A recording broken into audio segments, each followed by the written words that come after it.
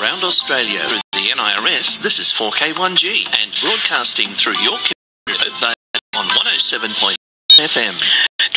Minutes after 1 here in Townsville, North Queensland. Bob Irwin from Bob Irwin Wildlife Fund has taken a rare step appearing in a series of television commercials calling for an immediate moratorium on the hunting of endangered dugongs and sea turtles around the Australian coastline by Indigenous hunters under native title. Colin Riddell is the animal activist and campaign organiser. He joins us on the program.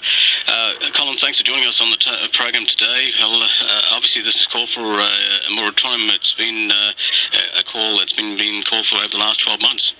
Yeah, good afternoon. Yeah, I welcome the opportunity to share the campaign news with you.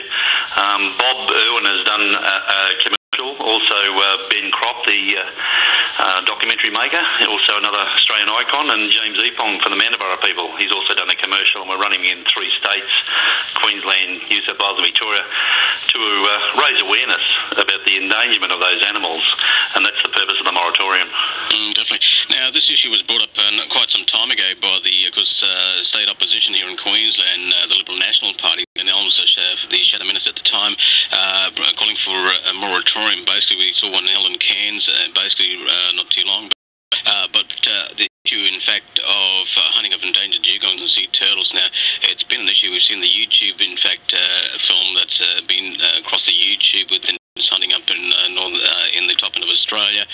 Obviously, there's been calls, in fact, on a moratorium, not just for to do with Indigenous hunters under native title, but obviously the issue of fishing industry also should come under the spotlight as well. Oh, look, I think there's a whole range of things that affect the turtles and dugongs. Fishing, shark nets, ghost nets, development, degradation. But the thing that I focused on simply was because when I checked the Native Title Act 1993, Section 211, it's devoid of process, and the added pressure of unmonitored, uncontrolled killing of those animals, along with those other pressures, will end up in their demise one day. That's as sure as night follows day. They've already been found to be extinct in the Maldives, Vietnam, a lot of countries around the world, and we have the largest population, and we like to keep it that way. So the purpose of the moratorium is to determine the numbers that are available to be hunted sustainably. But I want to make it crystal clear, if it's not being able to be done sustainably, it should stop altogether. But that's not what the moratorium is about. It's to determine the numbers. If the numbers are determined sustainable, and it'll be the likes of Palm Island would take 5 turtles, 2 dugongs, and truly for ceremonial purposes, not for everyone's birthday and party as it is now. And also, look, I want to make it really clear, there's as many white people that are doing the same thing. They're killing those animals. They're selling the meat. They're selling it down in Logan City, in Brisbane even, It's not just Indigenous people, but unfortunately the Native Title Act allows them to hunt these animals with no controls, no limits and no permits. Some people do apply for permits, but a lot of people just come down into someone else's sea country and take a turtle or a dugong with no respect to the elders. And what's highlighted during this campaign too is the prohibitive cost of meat that gets supplied to Indigenous communities. And that's something that I think that Indigenous leaders should join with Bob and I to highlight, that if the government can give phone cards to refugees, $5 million to phone home to tell them to get on the next boat, and also legal aid and everything else that boat people get, why can't we subsidise meat into the communities and other essential items? Why doesn't the government subsidise the freight? And then someone in Torres Strait or Palm Island could buy the meat the same price you buy in Townsville or in Cooktown or in Cairns. I pay $6.50 a kilo for rump steak in Cairns. They pay $19 a kilo for horrible diet up in the Torres Strait. So I think this is something Indigenous people should get upon and support. Because it's not just a matter of me removing the protein out of those communities. If we replace it with meat that they can afford at the same price you and I afford it, the animals will have a chance to recover. So I think there's an opportunity here for Indigenous leaders to seize upon and say to the government, why not do it right now? Why don't we pay the freight? I would love them to pay the freight for meat from Townsville up here in Cairns up to the Torres Strait. And then they pay it the same price I do. There'd be no need to go and hunt a turtle or a dugong. I think it's just logical. Certainly a good point there. Obviously, was responsibility, should I say. In fact, governments can talk about having the likes of heavy freight costs, in fact, in these remote centres, certainly on Palm and many other remote communities. Why not, in fact, throw it around the other way? But obviously, we've seen likes for this call of a moratorium. It's been supported by many, including Indigenous Australians as well, and the Munborough people as well. Yeah, the Epong was a family of the Munborough people, Lena Sea Country people down at Innisfail. They've got about a 70k of coastline of native title area. They've already had a 10-year moratorium. They've got 5 years left of their Tumra. We've got 10 years of the Labor government here, and we've got about 3 or 4 Tumras in place now. I'm an ex-union person from Victoria, and pretty simple. You do a Tumra, and then you just work around each community to include their separate items, and you get one in place. But this government just dilly-dallies while these animals are disappearing. It's a two. It also will, when they do have the scientific study, every boat that goes out there or every plane that's in the air that counts these animals will have one Indigenous person and one non-Indigenous person. This isn't going to be a white man thing where they're going to say there's 20 of them and there's none of them and we take them off you. I want full transparency. Also, full involvement from the communities. We've got a lot of support, and there's been, I think, a call from Terry O'Shane, a union chap here in Cairns, who's a high-profile fella in the Indigenous community, and he supported on ABC radio on Saturday. So I think that a lot of people now will come forward and say, we don't want to be the race that wipes out a species. These animals are vulnerable to extinction. There's a meeting in the United Nations in October last year that most of the experts from Australia attended, including Helene Marsh, and they said they'd be extinct within 40 years. Now, if we just keep going, and everyone knows that's listening to the radio, knows that there's some people in their own communities that go out there and take more than what they should be taking, and I think that we need to get it under control and take responsibility. Otherwise, we won't be arguing about native title. There won't be native title for hunting dugong and turtles. There won't be any in the water. And I think everyone knows now they don't go 5 minutes out and get a turtle or dugong now. You've got to search for hours. And a lot of people are reluctant to report whether they even see one now because they're worried that they'll be hunted. So they're the jewels in the crown when you come up to North Queensland, Townsville, Great Barrier Reef, and turtle and dugong. And people want to be able to have that for true ceremonial purposes, stone ceremonies and the like. Not for everybody's wedding, not for everybody's party. We've got to get some control. Otherwise, animals are going to disappear.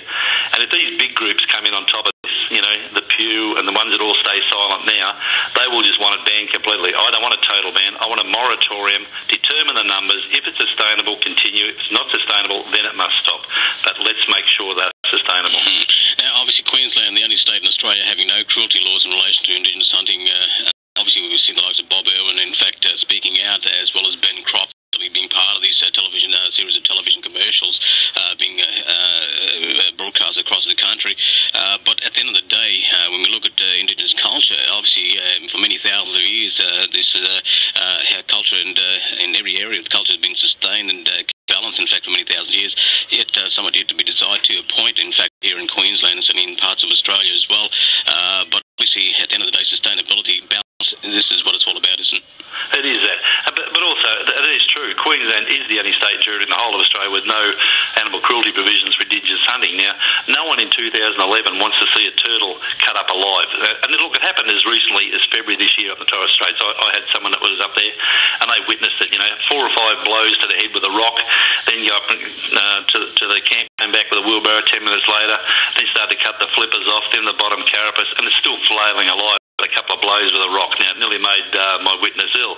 This is 2011, not 1811. We have to change our practices to make sure that cruelty isn't condoned anywhere in Australia, anywhere in the world for that matter. So, and I've had Indigenous people say to me, if there is a better way, show us. Well, this is where the experts have got to come out of the woodwork too. Instead of hiding in their government offices, show people in the communities how it can be done humanely so that we don't witness that sort of stuff. People don't want to see that in 2011. We've had koalas who were shot with arrows. We've had a horse dragged behind a car by a couple of white people down there in Goondiwindi. Cruelty shouldn't be condoned anywhere.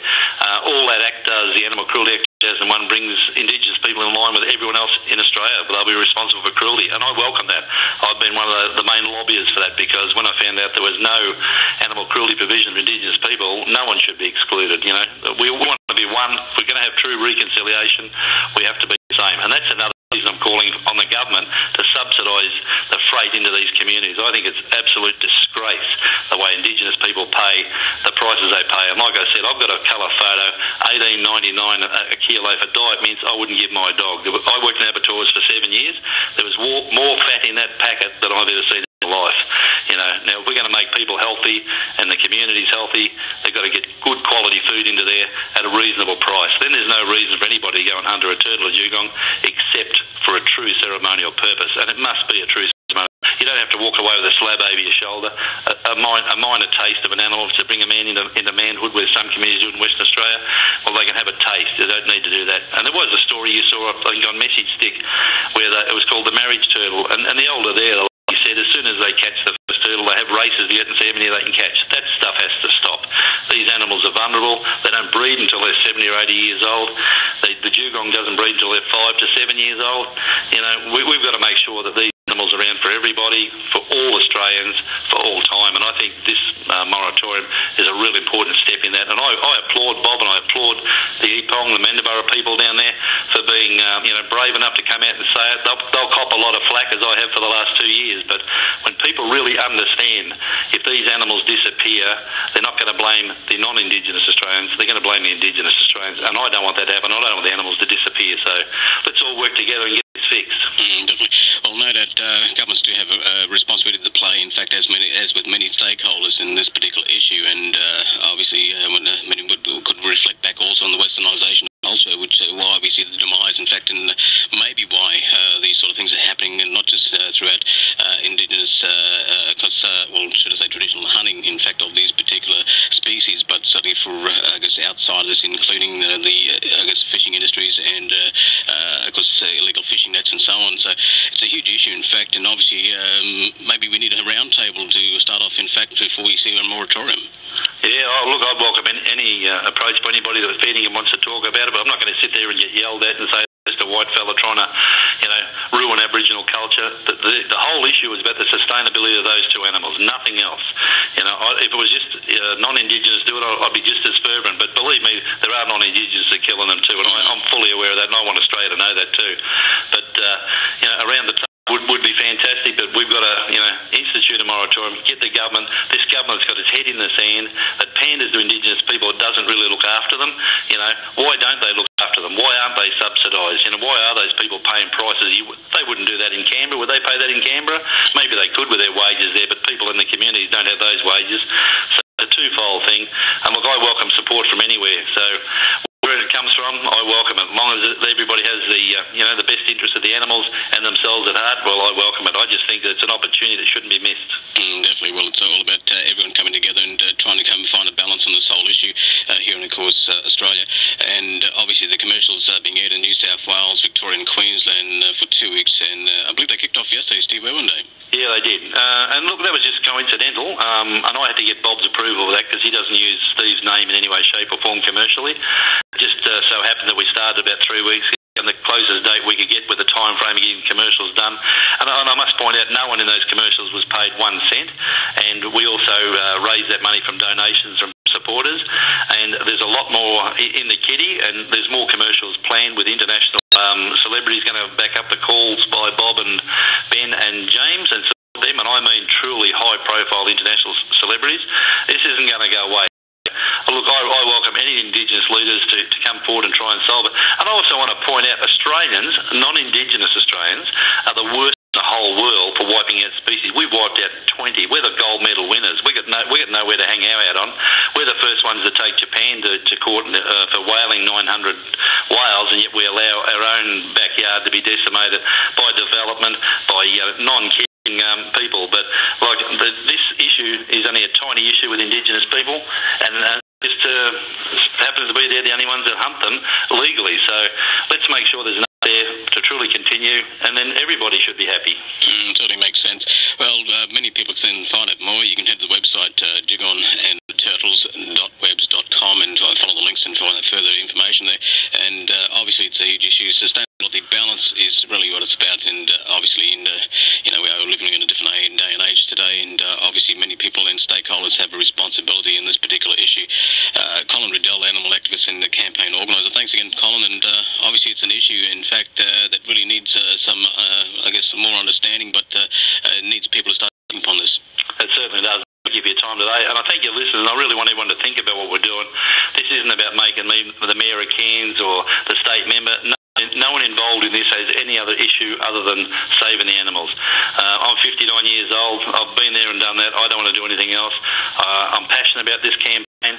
like I said, my background is unions in Victoria, and I've never run an animal issue. I just found out about this, and it was so wrong, and I've been passionate about it 7 days a week for the last 2 years. Let's work together and solve it, and let's make that people aren't maligned unfairly in this. It's a true campaign about the sustainability of animals, nothing to do with race whatsoever. Definitely. Thanks for your time there, Colin. Thank you. And as we mentioned, in light of Australia's opposition to Japan's whaling, many feel that we should be cleaning up our own backyard first.